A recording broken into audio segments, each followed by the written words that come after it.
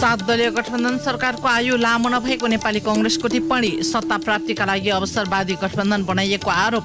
परिस्थिति हेरेर मात्र सरकारलाई समर्थन गर्ने एकीकृत समाजवादीको भनाइ।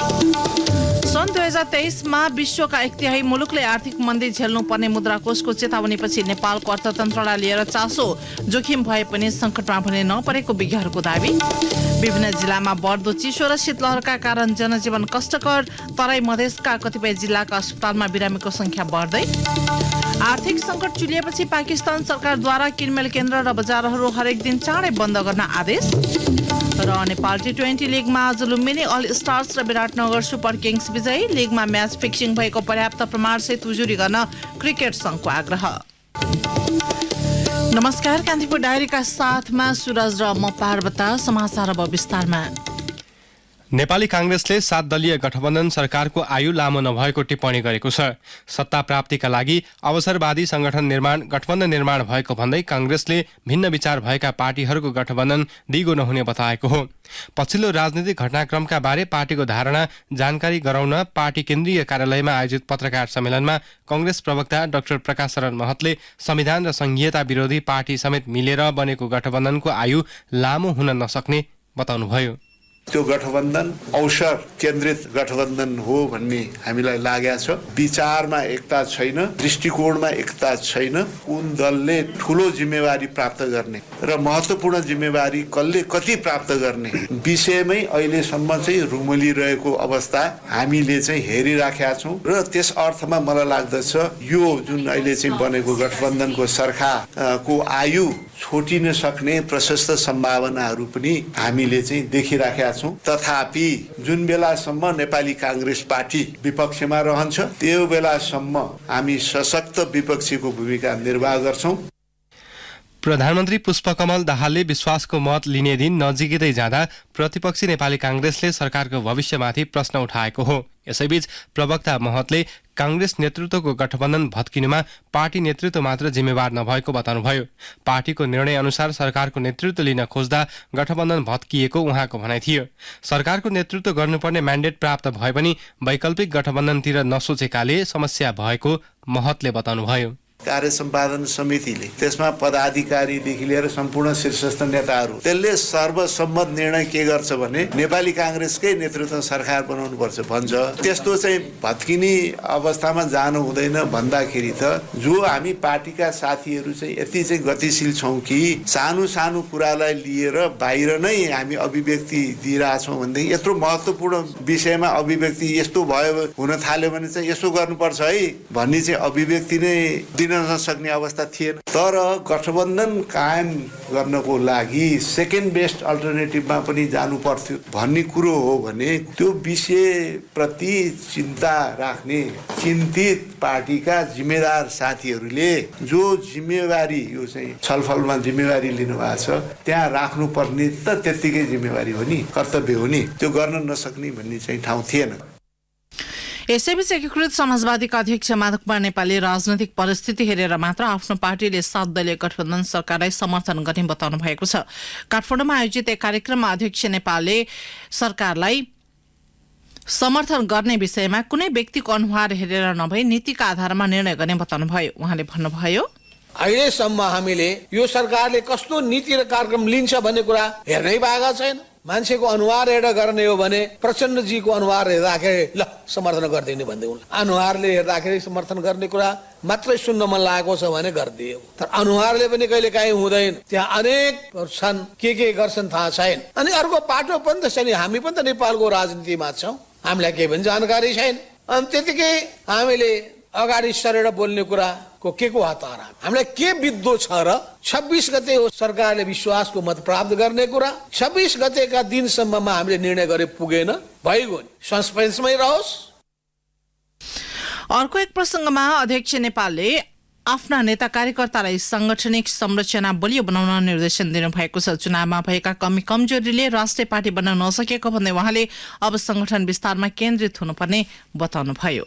हाम्रै नेता कार्यकर्ताहरू जसरी खट्नु पर्दथ्यो, जसरी जनताको माझमा जानु पर्दथ्यो, समानुपातिक मतको निम्ति योजनाबद्ध रूपमा जुट्नु पर्दथ्यो, त्यसमा कमी भएर मात्रै हो नभए राष्ट्रिय मान्यता प्राप्त पार्टीको 3% को जुन थ्रेसहोल्ड हो त्यो नाग्न नसकिने अवस्था थिएन। पार्टी निर्माण गर्न हामी सक्यौं भने, गाउँ गाउँमा, टोल टोलमा, बस्ती बस्तीमा पार्टी पुर्याउन सक्यौं भने बल्ल हामी शक्तिशाली हुन सक्दछौं। यसैबीच प्रधानमन्त्री पुष्पकमल दाहालले विश्वासको मत दिन एकीकृत समाजवादीका अध्यक्ष नेपाललाई आग्रह गर्नुभएको छ। सिंहदरबारमा आज भएको छलफलमा प्रधानमन्त्री दाहालले सरकारले समर्थन गर्न आग्रह गरेको प्रधानमन्त्रीको सचिवालयले जनाएको छ। प्रधानमन्त्री दाहालले यही पुस 26 गते संसदबाट विश्वासको मत लिँदै हुनुहुन्छ।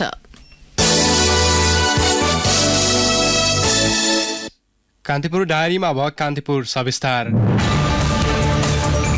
कान्तिपुर सविस्तार। आर्थिक शक्ति सहितका विश्वका 1/3 राष्ट्रहरूले सन् 2023मा आर्थिक मन्दी झेल्नुपर्ने अन्तर्राष्ट्रिय मुद्राकोष IMFले चेतावनी दिएको छ। अर्थतन्त्रको आन्तरिक पाटो खस्किएको भन्दै नेपाल पनि यसको जोखिममा रहेको विज्ञहरूले बताएका छन्।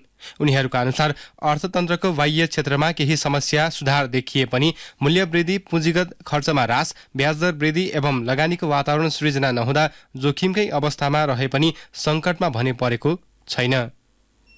मुलुकको अर्थतन्त्र सङ्कटमा नभए पनि विभिन्न सूचकले जोखिमको अवस्थामा भनिरहेको देखाएका छन्। विकास निर्माणका लागि सरकारले छुट्याउने पुँजीगत खर्च चालु आर्थिक वर्षको 6 महिना हुन लाग्दा 11.5% सीमित छ।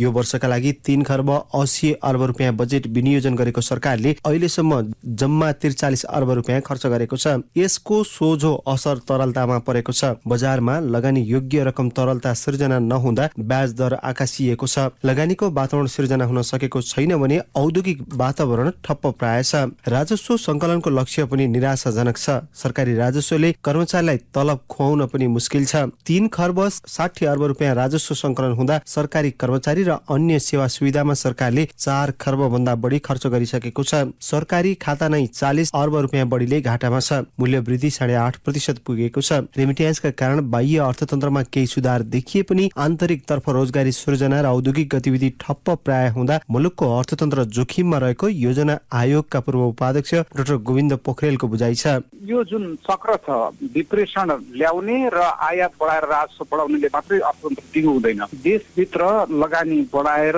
उद्योग व्यवसाय गर्ने मान्छेहरूलाई सहुलियत रेटमा पहुँच पुर्याएर उत्पादन बढाएर हामीले रोजगारीको अवसर नबढ्दासम्म आर्थिक सामाजिक रूपले देश स्थिर चाहिँ हुँदैन। सधैँभरि जोखिम चाहिँ बढिरहेको छ। रेमिट्यान्समा वृद्धि, आयातमा लामो समयदेखि लागेको प्रतिबन्ध, पर्यटनमा सुधारले बाह्य क्षेत्रमा केही सुधारको संकेत गरेको छ। विदेशी विनिमय सञ्चित बढेर कम्तीमा 8 महिनालाई वस्तु तथा सेवाको आयात धान्न सक्ने अवस्थामा छ। तर पछिल्लो समय आन्तरिक अर्थतन्त्रमा भने चाप परेको छ। अर्थतन्त्रको पछिल्लो अवस्थालाई अर्थमन्त्री विष्णु पौडेलले पनि स्वीकार गरेका छन्। अर्थतन्त्रको बाह्य क्षेत्र मजबुत हुँदै गएको र आन्तरिक पाटोका केही क्षेत्रमा समस्या यथावत छन्। यद्यपि बजेट र मौद्रिक नीतिको प्रभावकारी समन्वय हुने हो भने अर्थतन्त्रलाई लयमा फर्काउन सकिने पूर्व अर्थ सचिव रामेश्वर खनालको तर्क छ। अर्थमन्त्री परिवर्तन हुनुभएको हुनाले र विगतमा उहाँले 2 पटक काम गर्नुभएको हुनाले राजस्वमा केही सुधार ल्याउन सक्नु होला।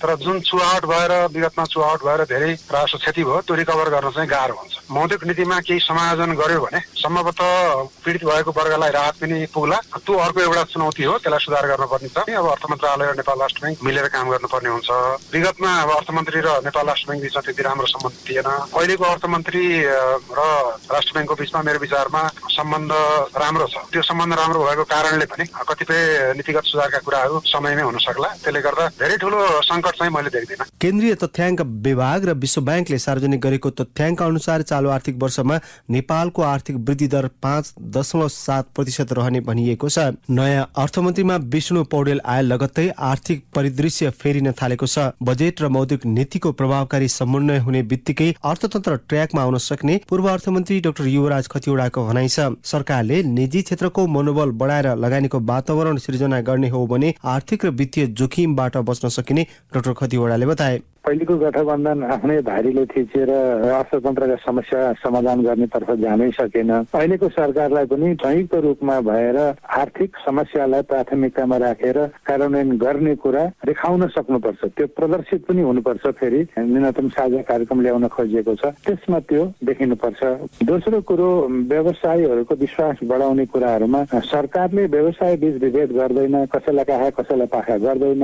हाम्रा आर्थिक नीतिहरू, कर नीति, भन्सार नीति मौद्रिक नीति अथवा अरू सम्पूर्ण औद्योगिक नीतिबाट हामी कसैलाई विभेद गर्दैनौँ र सबैलाई एउटा लगानी गर्ने वातावरण बनाउँछौँ भन्ने गुमेको विश्वास पुनर्जागृत गराउनु पर्यो। पछिल्लो महिनामा तत्कालीन अर्थमन्त्री जनार्दन शर्मा र गभर्नर महाप्रसाद अधिकारी बीचको विवाद उत्कर्षमा पुगेको थियो, तर अहिले परिस्थिति फेरिएको छ। अर्थ मन्त्रालयको निर्देशन लगत्तै राष्ट्र ब्याङ्कले मौद्रिक नीतिमा केही लचकताको संकेत गरेको छ। यसले वित्तीय क्षेत्रमा सुधार आउने र अर्थतन्त्रले पुनः लय समाउने संकेत गरेको छ। तर अस्थिर राजनीतिको छायाबाट मुक्त हुन नसक्दा अर्थतन्त्रको भविष्य भने अन्यल नै छ। रेडियो कान्तिपुरका लागि अनिल परियार। कान्तिपुर सविस्ता।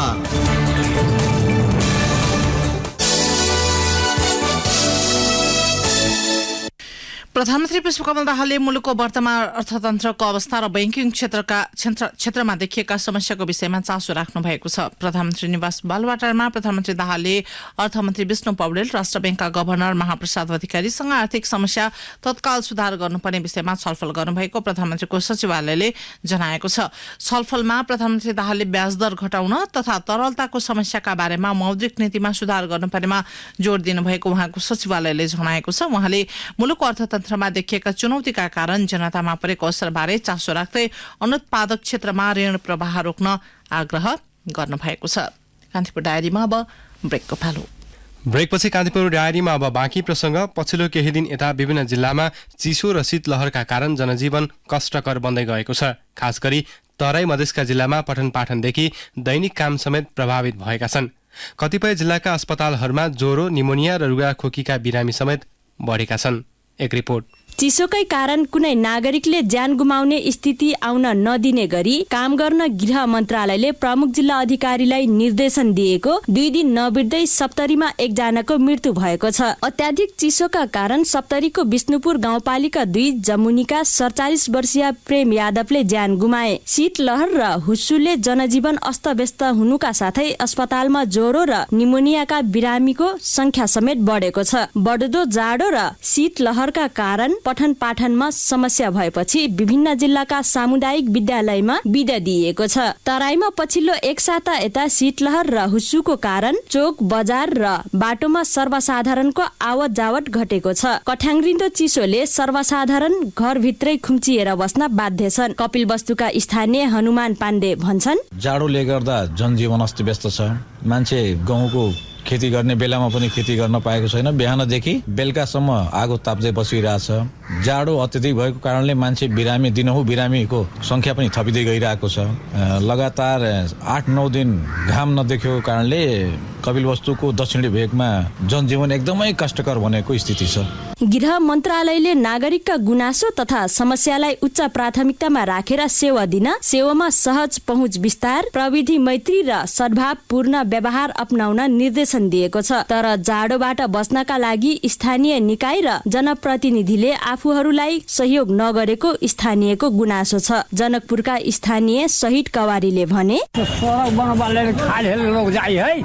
गाँव घर में गंदा फुंदा लागल है, कथू के अथी नहीं करेगी। हमरा वैसे कौन जरूरी है बोलू, हम तो जीत गए फेर नहीं बाजी है, कथी कर। अस्पतालहरूमा बढ्दो जाडो र शीतलहरले रुगाखोकी, कोल्ड डायरिया, निमोनिया, दमका बिरामी बढेको चिकित्सकहरूले बताएका छन्। कपिलवस्तु स्थित तौलिहुवा अस्पतालका मेडिकल अधिकृत डाक्टर गणेश छेत्री, मौसमी अहिले चाहिँ यो ज्वरोको, भाइरल ज्वरोको एकदम धेरै, रुगाखोकी अनि त्यो सँगै बच्चाहरूमा चाहिँ कहिलेकाहीँ निमोनियाहरू हुने अनि ब्रोन्कियोलाइटिसहरू, प्रायः जस्तो चाहिँ भाइरल रोगको यस्तो बिरामीहरू चाहिँ बढी छ अहिले। शीतलहर चलेको र हुस्सु लागेको समयमा सकेसम्म घर बाहिर नजान सुझाव चिकित्सकहरूको छ। चिसोबाट बच्न सकेसम्म तातो झोलिलो खानेकुरा प्रशस्त मात्रामा खानुपर्छ। बाक्लो न्यानो कपडा लगाउने, घर र कोठा तातो बनाउनका लागि हिटर, आगो बाल्दा भेन्टिलेसन वा झ्याल खुल्ला राख्न समेत सुझाव चिकित्सकहरूको छ। सप्तरीको राजविराज स्थित गजेन्द्र नारायण सिंह अस्पतालका चिकित्सक डाक्टर प्रकाश शाहले भने, अब चिसोबाट नै बस्ने नै खासमा तातो भएर बस्नुपर्छ। तातो खानेकुराहरू, तातो झोलिलो पदार्थहरू चाहिँ पर्याप्त मात्रामा खानुपर्छ। अब घरमा अब हाम्रो तराईतिर कस्तो हुन्छ भने हुस्सु लाग्ने, बाक्लो हुस्सु लाग्ने, त्यसपछि गएर हावा चल्ने समयमा कमसे कम घरभित्रै बस्यो भने, हावाबाट जोग्यो भने चिसोको अलिकति प्रभाव चाहिँ कम हुन सक्छ। र अर्को यो आगो ताप्ने पनि एउटा आगो बालेर बस्ने, तर कोठाभित्र चाहिँ आगो बालेर सुत्नु हुँदैन, बाहिर नै हामीले आगो एकछिन जिउ तताएर त्यसपछि गएर जस तातो भएर बस्नु चाहिँ पर्छ। मुलुकभर पछिल्लो समय बढ्दो चिसोबाट बच्न चिकित्सकहरूको सल्लाह बमोजिम आफ्नो नियमित कार्यहरू गर्दा आम सर्वसाधारणले ध्यान पुर्याउन जरुरी छ। त्यस्तै चिसोकै कारणले कसैको ज्यान गुमाउन नदिन स्थानीय सरकारले पहल गर्नुपर्ने देखिएको छ। रेडियो कान्तिपुरका लागि जिल्ला सहकर्मीहरूका साथमा सरिता थारू। अवैध रूपमा सञ्चालित क्रसर उद्योग बन्द गराउन गृह मन्त्रालयले सबै जिल्ला प्रशासन कार्यालयलाई परिपत्र गरेको छ। कानून विपरीत दर्ता नगरी तथा नवीकरण नभएका सञ्चालन अनुमति नलिई सञ्चालनमा रहेका ढुङ्गा गेटी, रोडा तथा बालुवा उत्खनन प्रशोधन कार्यमा संलग्न क्रसर उद्योग तत्काल बन्द गर्न गृहले निर्देशन दिएको हो। त्यस्तै मन्त्रालयले तोकिएको समयावधि पश्चात पनि ढुङ्गा गेटी, रोडा तथा बालुवा उत्खनन भए नभएको छानबिन गर्न समेत प्रमुख जिल्ला अधिकारीलाई भनेको छ।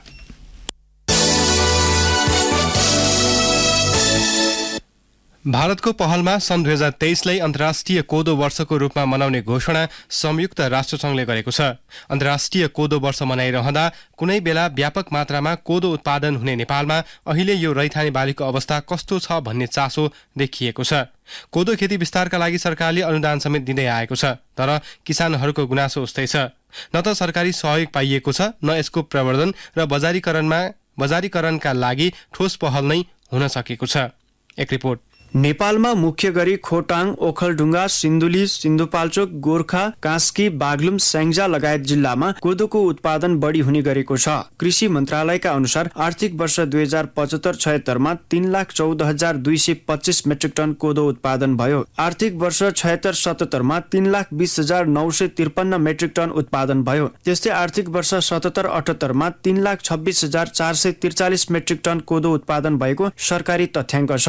यो तथ्याङ्क हेर्दा कोदो उत्पादन बढे पनि सन्तोषजनक हुने अवस्था भने नभएको जानकारहरूको भनाइ छ। सरकारले केही वर्षदेखि रैथाने बालीको रूपमा कोदो उत्पादनलाई प्रवर्धन गर्न अहिलेसम्म 28 करोड रुपियाँ बराबरको अनुदान दिएको छ, तर कतिपय कृषकलाई कोदोको लागि अनुदान दिइन्छ भन्ने समेत थाहा छैन। खोटाङको दिक्तेल रूपाकोट मजुवागढी नगरपालिकाका कृषक राजकुमार खनाल भन्छन्, स्थानीय सरकार अब सबैतिरबाट करुवाला कसैले पनि हामीलाई अहिलेसम्म त्यस्तो अनुदानहरू आउँछ संरक्षणको लागि भन्ने कुरा पनि हामीलाई थाहा थियो। कहाँ विनियोजन भएर कता कोही किसानले पाए भन्ने पनि हामीले थाहा छैन। सरकारवालाहरूले त केही त्यस्तो मार्केट हो बजारको केही पहल भएकै छैन। अर्का कृषक हेमन्त राईको पनि उस्तै गुनासो छ। राईले वार्षिक 15 मुरी कोदो उत्पादन गर्ने गरेका छन्। स्थानीय सरकार तथा केन्द्रीय सरकारले अहिलेसम्म कुनै पनि अनुदान वितरण नगरेको उनले गुनासो गरे। सरकारले अनुदानहरू जस्तै बिउको लागि, किरा फटिङ्ग्राको लागि त्यस्तो चाहिँ खासमा अनुदान चाहिँ अहिलेसम्म आएको छैन हामीलाई। त्यो कोदोलाई चाहिँ हामी बेच्न पनि सकिँदैन, बेच्ने पनि अब हामीले बजार पनि पाइँदैन। गाउँमै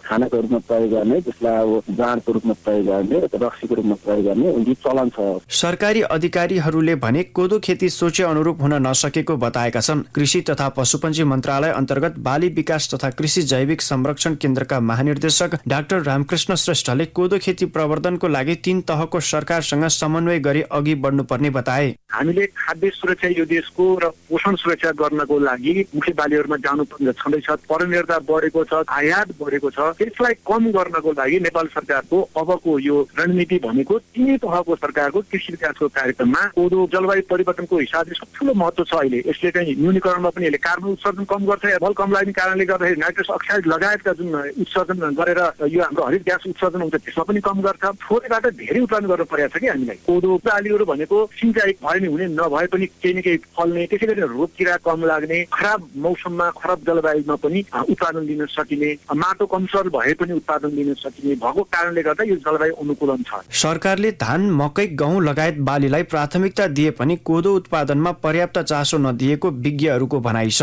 वरिष्ठ कृषि वैज्ञानिक कृष्णहरि घिमिरे कोदो बालीको अनुसन्धान र संरक्षण गर्न तथा बजारीकरणमा ध्यान दिनुपर्ने सुझाव दिन्छन्। उनी भन्छन्, धान, मकै, गहुँ जस्ता बालीहरूलाई बढी प्राथमिकता छ।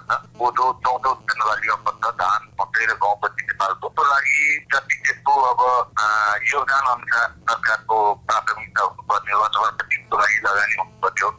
त्यो अनुकूलमा त्यो अनुपातमा भएको छैन। सरकारको प्राथमिकता अथवा महत्व सरकारले त्यति दिन नसकेको चाहिँ बुझ्न सक्छौँ। कोदोको परिकार खाने संस्कृति विगतको तुलनामा घट्दै गएको छ। सन्तुलित भोजनको लागि कोदो एउटा महत्त्वपूर्ण खाद्य सामग्री भएको पोषणविदहरूको भनाइ छ। विशेष गरी बालबालिका, सुत्केरी महिलाहरूलाई निकै फाइदाजनक खाना भएको पोषणविद डाक्टर अरुणा उप्रेतीले बताइन्। महिला पुरुष दुईटैको स्वास्थ्यलाई फाइदा गर्छ, तर महिलाहरूलाई विशेष गरी गर्भ अवस्थामा, सुत्केरी अवस्थामा कोदोका विभिन्न परिकारहरू खुवाउने हो भने रगतको कमीबाट हुने समस्याबाट बाँच्न सकिन्छ।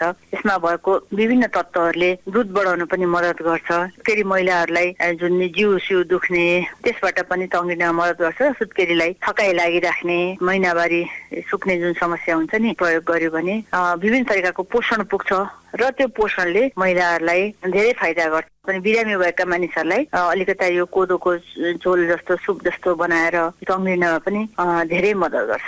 एकातिर पर्याप्त बजार नपाउँदा कोदो खेतीतिर कृषकको ध्यान गएको छैन भने अर्कोतर्फ कोदोको प्रयोग ग्रामीण इलाकामा समेत घट्दै गएको छ। त्यसैले सरकारी अनुदानलाई किसान माझ पुर्याएर यसको प्रवर्धन गरी कोदोको फाइदा बारे आम उपभोक्तालाई अवगत गराउनुपर्ने विज्ञहरूले सुझाव दिएका छन्। रेडियो कान्तिपुरका लागि असीम सापकोटा। कान्तिपुर डायरीमा अब लमजुङ डायरीको पालो। लमजुङ डायरीबाट आस गुरुङको नमस्कार। लमजुङका पर्यटकीय गाउँहरू पर्यटकले भरिभराउ भएका छन्। खोलासोत्र गाउँपालिका 4 भुजुङ, स्मार्ट भिलेज घलेगाउँ, बेसीसर नगरपालिका 3 को काउलेपानी, रायनस नगरपालिका 9 को रायनसकोट लगायत गाउँ पर्यटकले भरिभराउ भएका हुन्। पर्यटक गाउँका होमस्टेमा आउनुका साथै पिकनिक खान समेत आउने गरेका छन्। पर्यटन व्यवस्थापन समिति ग्रामीण पर्यटन घलेगाउँका कार्यालय सचिव दीर्घ घलेले दैनिक 150 पर्यटक आउने गरेको बताउनुभयो। दोर्दी गाउँपालिकाका किसानहरू च्याउ खेतीतर्फ आकर्षित हुन थालेका छन्। उनीहरूले गाउँपालिकाको सहयोगमा व्यावसायिक रूपमा च्याउ खेती थालेका हुन्। कन्या च्याउको खेती गर्न किसानहरू आकर्षित हुन थालेपछि गाउँपालिकाले 75% अनुदानमा बिउ वितरण गरेको छ। दोर्दी 1 देखि 9 सम्मका किसानले च्याउको धमाधम खेती गर्न थालेको गाउँपालिकाको कृषि प्राविधिक सहायक निराजन पौडेलले बताउनुभयो। गाउँपालिका अध्यक्ष युवराज अधिकारीले गाउँघरमा खेती गरी उपभोग गर्न सकिने भएकाले ग्रामीण भेगका किसानलाई च्याउ उत्पादनका लागि बिउ वितरण गरिएको बताउनुभयो। मध्य नेपाल नगरपालिका 3 सूर्यपाल र वडा नम्बर 4 रम्गाको चर्दी बजार जोड्ने गरी चर्दी खोलामा पक्की पुल निर्माण सुरु भएको छ। पुल निर्माण सकेपछि स्थानीयलाई आवाजातमा सहज हुने मध्य नेपाल नगरपालिका 3 का अध्यक्ष केशव न्यौपानेले बताउनुभयो। मध्य नेपाल नगरपालिकाका इन्जिनियर उत्तम सुवेदीले गत जेठमा केबीसी प्रसाद जेबी चितवनसँग सम्झौता गरेर पुल निर्माण कार्य सुरु गरिएको बताउनुभयो। करिब 3 करोड 75 लाख रुपियाँको लागत एस्टिमेट रहेको सो पुल 2 करोड 50 लाख रुपियाँमा निर्माण गर्ने सम्झौता भएको नगरपालिकाले जनाएको छ। लमजुङमा पशुपालन व्यवसायमा किसानको आकर्षण बढ्दो छ। उपयुक्त हावापानी, चरण क्षेत्र साथै पशुजन्य उत्पादनको मागले पशुपालन व्यवसायमा किसानको आकर्षण बढ्दो छ। भेटेरिनरी अस्पताल तथा पशु सेवा विज्ञ केन्द्र लमजुङका प्रमुख डाक्टर रूपेश श्रेष्ठले विदेशबाट फर्किएका साथै विदेश नगएका युवा पनि व्यावसायिक गाई पालन, भैँसी पालन, बाख्रा पालन, बङ्गुर पालन, कुखुरा पालन, माछा पालन लगायत व्यवसायमा जुटेको बताउनुभयो। अवस्था लमजुङ डायरी आजलाई यति नै। आस गुरुङ बिदा हुन्छु। नमस्कार। जिल्ला डायरीपछि कान्तिपुर डायरीमा पुनः ब्रेकको पालो। अब आर्थिक समाचार। नेपाल राष्ट्र बैंकले चालु पुँजी कर्जा सम्बन्धी मार्गदर्शन संशोधन गरेको छ। उद्योगी व्यवसायको तीव्र विरोधपछि बैंकले मार्गदर्शनमा तोकिएको सीमा भन्दा बढी ऋण लिएकालाई चुक्ता गर्ने समय थपिदिएको हो। तोकिएको समय सीमा भन्दा बढी ऋण लिएकाले अब किस्ताबन्दीमा 2082 असार मसान्तसम्ममा भुक्तानी गरे हुने व्यवस्था कायम गरिएको छ। यसअघि 2080 असारसम्म म्याद थियो। सीमा भन्दा बढी कर्जा लिएको रकमलाई अर्धवार्षिक रूपमा भुक्तानी हुने गरी आवधिक कर्जा शीर्षकमा मिलान गर्न पाउने व्यवस्था राष्ट्र बैंकले गरेको छ। नयाँ मार्गदर्शन अनुसार ठूला व्यापारीहरूले बैंक तथा वित्तीय संस्थाबाट कुल कारोबार बिक्रीको 25% ऋण पाउने व्यवस्था छ। यस्तो आवधिक कर्जा व्यवसायीले समय अगावै चुक्ता गर्न चाहेमा पनि बैंक तथा वित्तीय संस्थाले अग्रिम भुक्तानी शुल्क लिन पाउने छैनन्। 2079 कार्तिकदेखि लागू भएको सो व्यवस्था भन्दा पहिले नै तोकिएको सीमा भन्दा बढी ऋण लिएकाहरूलाई तिर्ने समय सीमा थप गरिदिएको हो। तोकिएको सीमा भन्दा बढी भएको कर्जा 5 किस्तामा तिर्न पाउने व्यवस्था गरिएको छ।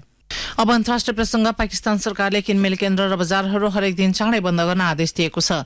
आर्थिक संकटको सामना गरिरहेको पाकिस्तानका रक्षा मन्त्री ख्वाजा आसिफले सो कदमले मुलुकका लागि करिब 62 अर्ब पाकिस्तानी रुपैयाँ बचाउन सकिने उल्लेख गर्नुभएको बीबीसीले जनाएको छ। पाकिस्तानले अधिकांश ऊर्जा आयातित जीवाश्म इन्धन प्रयोग गरेर उत्पादन गर्छ। गत वर्ष विश्वमा ऊर्जाको मूल्य उकालो लागेदेखि नै पाकिस्तानको घट्दो अर्थतन्त्रमा थप दबाव सिर्जना भएको थियो। ऊर्जा आयातका लागि भुक्तान गर्न अन्य देशलाई विदेशी मुद्रा विशेष गरी बढी अमेरिकी डलर चाहिन्छ। गत वर्ष विदेशी मुद्राको सञ्चित करिब 50% घटेपछि पाकिस्तान सरकारले आर्थिक संकटको सामना गरिरहेको छ। पाकिस्तान सरकारसँग हाल 1 महिनाका लागि आयात गर्ने विदेशी मुद्रा मात्र सञ्चित रहेको अन्तर्राष्ट्रिय सञ्चार माध्यमले जनाएका छन्। पाकिस्तानले अर्थतन्त्रलाई स्थिर बनाउन वर्षौंदेखि सङ्घर्ष गर्दै आएको छ। गत वर्ष पाकिस्तानमा आएको विनाशकारी बाढीका कारण पनि पाकिस्तानको वित्तमा असर परेको थियो। बाढीले 40 अर्ब डलरको क्षति पुर्याएको विश्व ब्याङ्कले अनुमान गरेको थियो। यसैबीच आगामी जुलाईबाट पाकिस्तानले विद्युतीय पंखा उत्पादनमा रोक लगाउने भएको छ। अब खेल समाचार। काठमाडौँमा जारी नेपाल T20 लिगमा लुम्बिनी अल स्टार्स र विराटनगर सुपर किङ्स विजयी भएका छन्। कीर्तिपुर स्थित त्रिवी क्रिकेट मैदानमा भएको आजको पहिलो खेलमा लुम्बिनीले काठमाडौँ नाइट्सलाई 102 रनको फराकिलो अन्तरले पराजित गर्यो। टस जितेर ब्याटिङ गरेको लुम्बिनीले निर्धारित 17 ओभरमा 6 विकेट गुमाउँदै 183 रन जोड्यो। जवाफी ब्याटिङमा उत्रिएको काठमाडौँले 15.4 ओभरमा अल आउट हुँदै 81 रनमा समेटियो। काठमाडौँ 8 खेल मध्ये 4 मा जित र 4 हार सहित 8 अङ्कका साथ तालिकाको दोस्रो स्थानमा छ। यस्तै 9 खेल खेलेको लुम्बिनी 8 मा जित र 1 मा पराजयसँगै 16 अङ्कका साथ तालिकाको शीर्ष स्थानमा कायम छ। आजको दोस्रो खेलमा विराटनगर सुपर किङ्सले फार वेस्ट युनाइटेडलाई 6 विकेटले पराजित गरेको छ। जितका लागि 157 रनको लक्ष्य पछ्याएको विराटनगरले 19.3 ओभरमा 4 विकेटको क्षतिमा जित निकालेको हो। जितसँगै विराटनगरले अङ्क तालिकामा 1 स्थान सुधार गर्दै 5औं स्थानमा उक्लिएको छ। यसअघि पुछारबाट दोस्रो स्थानमा रहेको फार वेस्ट भने लगातार 4 खेलमा पराजित भएसँगै अङ्क तालिकाको पुछारमा छ। यसैबीच नेपाल क्रिकेट संघले जारी नेपाल T20 लिगमा म्याच फिक्सिङका विषयमा ठोस प्रमाणसहित उजुरी गर्न आग्रह गरेको छ। लिगमा म्याच फिक्सिङ भएको भन्दै भ्रामक र मिथ्या सूचना फैलाइएको क्यानले दावी गरेको छ। क्यानका कार्यवाहक सचिव प्रशान्त विक्रम मल्लले विज्ञप्ति जारी गर्दै लिगमा म्याच फिक्सिङ भएको जानकारी भए क्रिकेट संघको कार्यालय वा एन्टी करप्सन युनिटमा उजुरी गर्न आग्रह गर्नुभएको हो। काठमाडौँमा जारी सो लिग दौरानका क्रममा म्याच फिक्सिङ भएको भन्दै क्यान नेतृत्वको आलोचना भएको थियो। नेपाली क्रिकेट र राष्ट्रको नाममा ठेस पुग्ने गरी हल्ला फैलाइएको दाबी क्यानले गरेको छ। हौस् त यिनै प्रसङ्गसँगै कान्तिपुर डायरीको यो बुलेटिन यही सकिन्छ। राति 8 बजे सेक्युरिटी एन्ड क्राइम डायरी हुनेछ। सुरज र म आज्ञा माग्छौँ। नमस्कार।